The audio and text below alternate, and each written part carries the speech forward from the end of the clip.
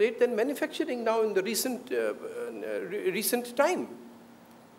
But one of the things in which you can really make a breakthrough without anything else is a more energetic policy of using Indian productive capabilities for defense production. And there was a very good breakthrough. Other countries had taken a lead in this in South Africa and so on, in having offset regimes. We are today one of the biggest importers of defense equipment anywhere in the world. And it was said that this one way to leverage this is that, okay, if I'm going to buy 500 million worth of helicopters from you, you will then have to source some of 30% of that material or that production from India, that our capabilities would get built up for tomorrow. That offset policy has been, sir, and this is one of the things which Parliament should really go into. That offset policy had been made into a complete farce. अगर मैं ये ले आऊँ आपके लिए, या आपसे ये purchase कर लूँ अपने office के लिए, that also becomes part of the offset regime. So here is there are many types of things that can be done without any legislation. Second, I feel is, we must all, industry must, government must, opposition must commence a dialogue with the judiciary. Because many of the problems are arising from the judiciary. For instance, just the cost of adjournments. I know of a particular case in Lavasa, because we spent half the year there. In Bombay itself, in the Bombay High Court, so probably there were 12 adjournments. I'm just giving a rough figure. In each time, the government will say, we will bring the reasons.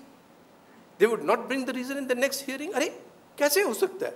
High Court है, और पता नहीं 4, 5 या 6, 7 benches change हुई उस दौरान. And the result is the company goes bankrupt.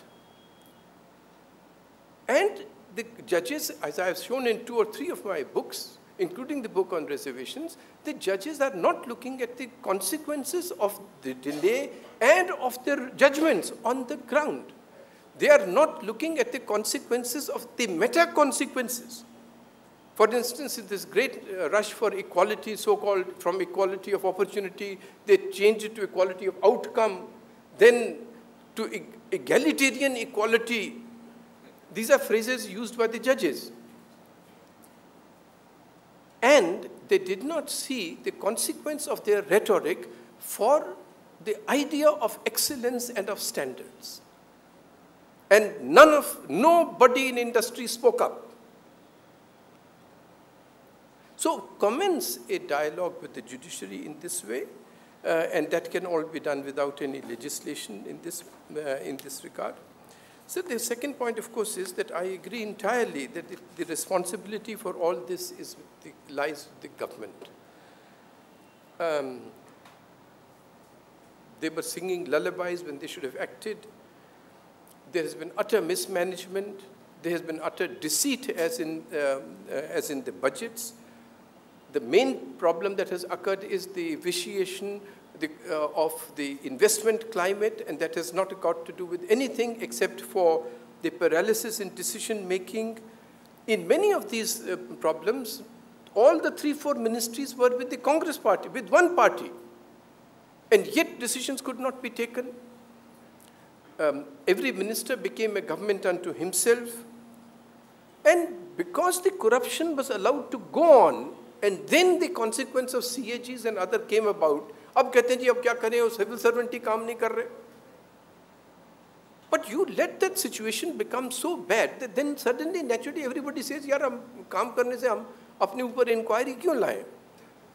So I am not disputing the fact that the responsibility of the government is there, and therefore another breakthrough idea is, जैसे क्या आपने यशवंत जी ने आपने कहा था ना पार्लियामेंट में कि for heaven's sake go.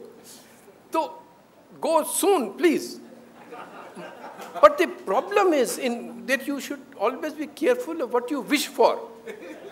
Because it is one of the things that is happening with every government, with every prime minister, is that he reminds us of the virtues of the past prime minister, of his predecessor. So इसी तरह अगली सरकार ऐसी ना आए that we think अरे यार इससे तो better मनमोहन सिंह ही था. अरे वो बड़ी मुश्किल चीज़ है, मगर इंडिया में जीनियस है, ऐसे लोग भी हो सकते हैं कि who remind us of the virtues of Manmohan Singh. So, but I personally feel, so while I agree that yes, the primary responsibility for this situation is of the government, I feel that the problems have become systemic, and I will give two suggestions and then close with this. I've just overstepped my time, but I'll just two suggestions, and I will. One of them is that, you know, we have to rethink this question of direct action. I know many friends of mine will disagree with this, but the person who has turned out to be right, who has been vindicated by time in this regard, is Dr. Ambedkar. Because, you know, in his last speech, concluding speech, is a very important speech in the Constituent Assembly before Dr. Rajendra Prasad's absolutely great speech. Dr. Ambedkar said 3-4 very important things, and one of them was that both ideas of direct action, one was revolutionary idea at that time, he said how that would dismember the country. Second was that even this peaceful thing which we have known as satyagraha, unless that is stopped, it will become the grammar of anarchy. And it has become. 16%, 20% can decide what the height of water shall be. But why can't we have the best rehabilitation policies? And some external person certifies that, and after that just remove. So on every matter, if everything is going to be blocked, and the weaker the state becomes, the fewer the number who can block everything. So I personally feel that this satyagraha and these fasts unto death between meals, these must be looked at with a real hawk's eye, and with a stern attitude in this, and with great scrutiny of who is behind everything. This is one point, because I've seen this in the Northeast. Enthusiastic ministers have stopped our army infrastructure which we require for defending ourselves against China. But small clutches of people have stopped also the Suhansari dams, which I remember Jarnail Singh and others worked in Mr. Vajpayee's office at that time. So direct action really should be reviewed, and we should support those governments which take a tough stand on this. The dam could not be completed because of some one Andolan so-called. And just go to Gujarat, go to parts of Madhya Pradesh, see what the prosperity that very dam has brought about. इसी तरह जब पंजाब हमारे country से चला ही गया था, and Robero and Gill were trying to save the country, just see what direct action against them was not there. How many of these so-called human rights organizations sprouted from nowhere and wrote all sorts of things about them? After they succeeded, where were those organizations? Nowhere. मगर उस समय जब हम सब कह रहे थे कि देखो तो सही इनके पीछे कौन है, कोई सुनता नहीं था. So direct action is one. Second point, sir, is, and on this I will obviously defer to Sinha Saab, and he has a different perspective because he has inside knowledge. I do not have inside knowledge of dealing with this government. But the second aspect of the systemic problem that has arisen is that adversary, we will block everything so that Obama can claim no credit. I'll give you an example of a person so that nobody feels that I'm against the opposition or against. I'll give you a person for which nobody can accuse me that I hold a brief for him. Kapil Sibal. Nobody has caused greater offense to parliamentarians, to others, as Kapil Sibal has. But the fact of the matter is that an attitude has been adopted by some people कि भाई कपिल सिब्बल का कोई भी bill चलेगा नहीं. What is the result? The result is, whatever the man, But you see, reforms in the education sector are necessary. We are spending, Jayant is the person who would introduce me to these figures, and his colleagues. We are spending about $4.5 billion on educating our children outside. With that kind of money, you can set up 80 IITs and IIMs every year in India. But legislation is required, unfortunately, because we have so over-legislated ourselves, we can't move a finger without having a new law. But we will not allow that.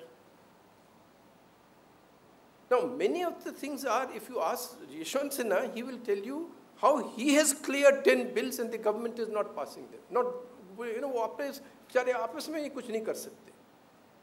but I personally feel that the situation is now such that the kinds of things that are being done by us in the opposition will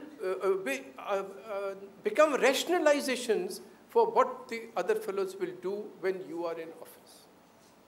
And each time we will be quoting the example of the other fellow to do what we are doing, but years will pass and the country will remain where it is. So my second plea is that please see how perilous the situation is, how others are watching us. Not this question of whether we are Indians or not, sir. They are not the only ones who are watching. The ones you meet in New York.